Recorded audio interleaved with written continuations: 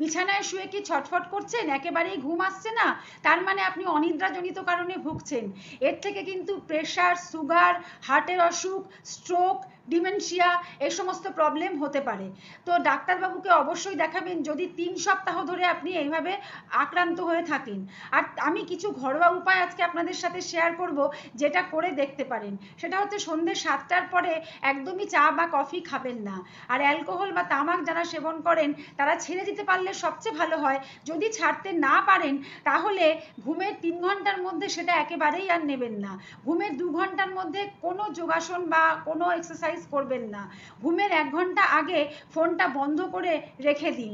ফোনের screen time কমাতে পারলে আরও ভালো হয়। আর ঘরে যদি তীব্র আলো থাকে সেই তীব্র আলোটাকে ঘুমের 1 ঘন্টা আগে কমিয়ে মাঝারি আলো করুন এবং ঘুমানোর সময় একেবারে লাইট অফ করে অথবা ছোট্ট একটা ডিম লাইট জ্বালিয়ে ঘুমাবেন।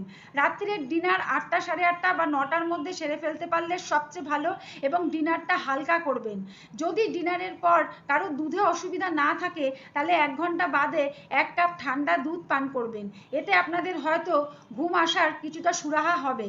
আর যদি তাতেও না হয় তাহলে ডাক্তারবাবুর কাছে অবশ্যই দেখাবেন এবং তার কাছে জেনে ঘুমের ওষুধ খাবেন। নিজে নিজে কখনোই ঘুমের ওষুধ খেতে যাবেন না।